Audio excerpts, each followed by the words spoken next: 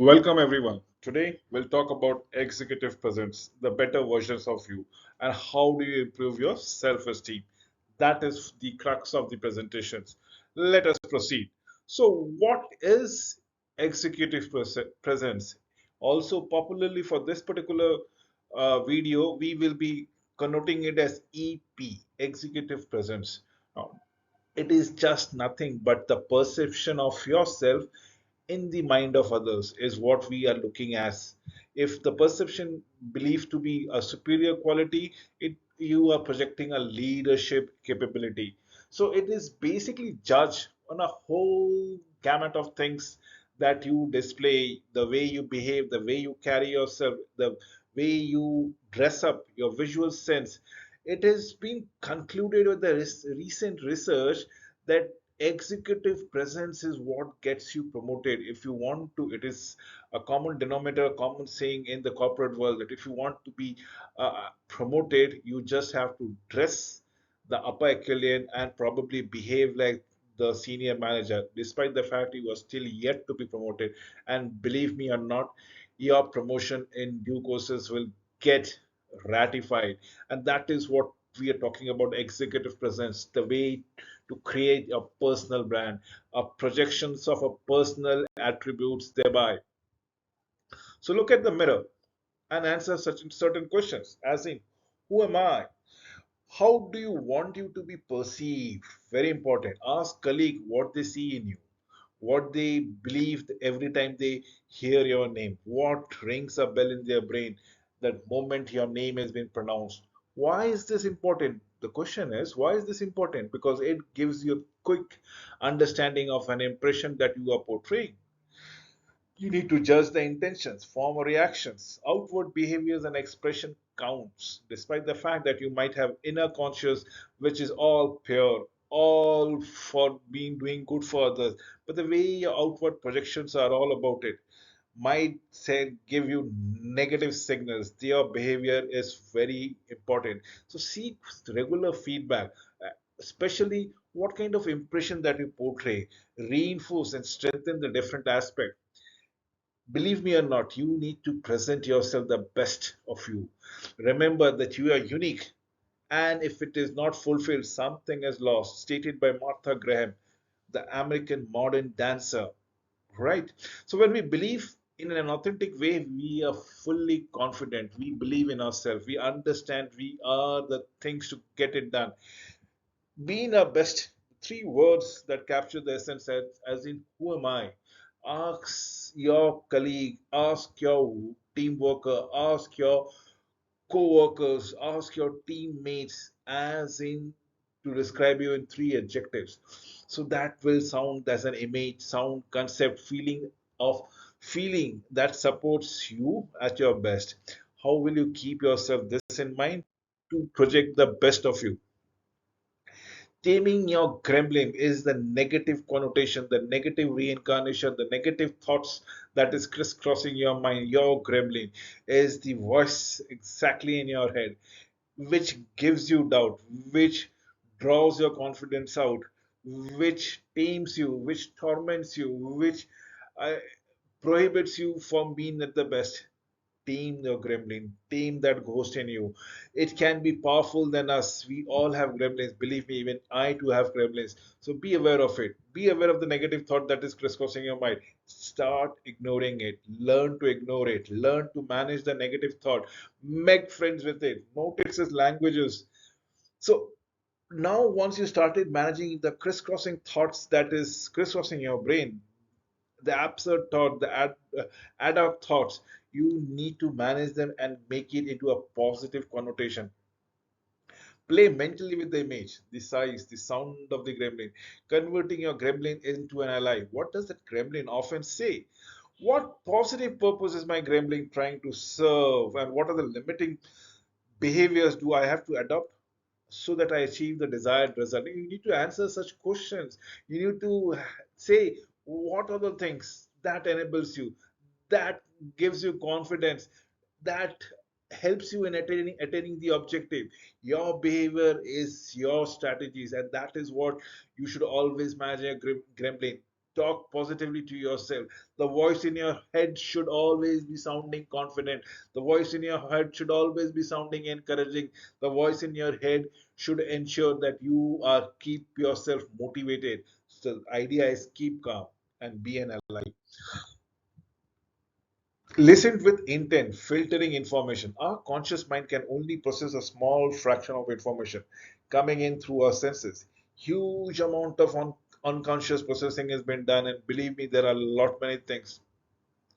It is approximately the internal representation, the state. The state can be time, space, matters, energy, language, memory, decision making, meta powers, values, beliefs, attitude, everything goes under your processing, under your thought process. The more conscious that you are based upon fact, based on fact, you are only challenging the situation. You're enabling yourself to be more open-minded, more objective and accurate as the case might be. So make certain assumption, make only positive assumption. Some assumption that we should be making about the product is strong filtering and not based on the wider reality, likely to impact how you behave in a particular situation. You might get a test at the beginning of an interview, probably an examination, you name it. At times you are very relaxed. Why? Because it's the company of a friend, or probably you are relaxing with your family. So get in a way of effectiveness. How can you improve your relationship? How can you improve the perception of you in the mind of others? How do you engage with difficult stakeholders? What assumption do you make?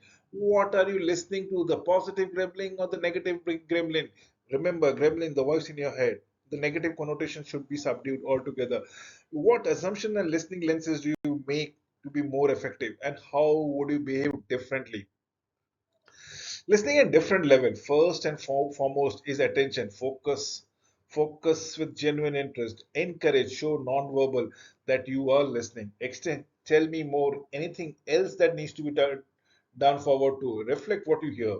See without judgment or interpretation. So what I hear is what you are saying. Paraphrase it if possible, so to make it understandable not only to your audiences but also to yourself. Paraphrase it. First, acknowledge, encourage, extend, and then probably reflect or paraphrase. Remember to listen actively, demonstrate sincerity. No assumptions. It is proactive, professional, it is accountable. The benefit is to accelerate trust, deepens insight, reduce misunderstanding and conflict, improve relationships, strengthen cooperation as the case might be. So what gets in the way? We often get in the way of our own listening by own interruption, by probably changing your focus more often than enough. You are thinking on topic A and suddenly you jump to topic B, suddenly to topic C, and probably you're in the middle of a different situation which deals with topic D. So look what you are interrupting you. Assume what you know the other person will say. Focus on what you will say next. Never lose interest, but often we do lose interest. So allow me to give you the EP concept. The executive presence concept is an amalgam of qualities that a true leader exude, culminating into an aura of telegraphs that you are in charge and you deserve to be in charge. That is what is most important as an executive presence. Allow me to give you the gravitas, the set of behaviors that you should display, that you should enact. One is of confidence, exude ample amount of. Next is of acting proactively, decisively, demonstrate that you are putting in an effort, show integrity, walk the talk, whatever you say. You remember you need to execute those statements thoroughly, demonstrate emotional intelligence, keep in fact, keep in mind about the concern that the other person who is working with you, against you, along with you should be taken into consideration. Everybody should be having a positive energy. It is your emotional intelligence which should accommodate everybody's point of view. Burnishing reputation is something you should always do about it. Your reputation is always at stake. And project a vibrant vision, a vision which is bright and understood and probably percolated to all your team members. So these are the set of behaviors that what I call as gravitas. Next would be your communication and appearances, your mode of conduct, your way of talking, your way of writing or putting in a pitch. That is what is more important, and the way you carry yourself. So yes, gravitas occurs approximately for 67%. Remember the behaviors that I've set about to you. Communication is the next major things, all about 28%, and the last one is your appearances, which clinches the deal, accounts for 5%. That contributes to the executive presence. These are the three pillars of executive presence.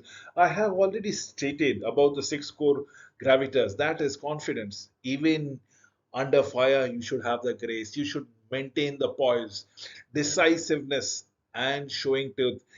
Similarly, you should be determined. You should not get bogged down at difficult times and ensure if it is required, you will be getting aggressive. Integrity and speaking truth to power is what will be appreciated by everyone, even your opponent. If your integrity is not questionable, then you will be shining like a bright star. Demonstrate emotional intelligence, takes everybody's viewpoint into consideration, ensure that everybody is being acknowledged and probably accommodated when you are speaking, when you are handling a situation. Your reputation, your standing is always at stake.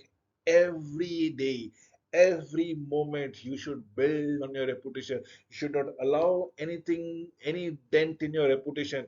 Obviously, yes, the vision has to be magnanimous and at the same time understood by everybody. Essentially, irrespective of the genders, these are the six gravitas that we will talk about. It must not fail miserably in any one of the traits. Believe me, and if you want to succeed, if you are acing all six of them, you will never encounter failure. But in case if you want to do it reasonably well, at least three of the behaviors should be aced around. That's 50% around it, but not a single failures of this behavior should be adjusted, accommodated, and accounted for. The six communication related behaviors is great speaking skills. The way you speak, the way you motivate, the way you put things forward is impeccable.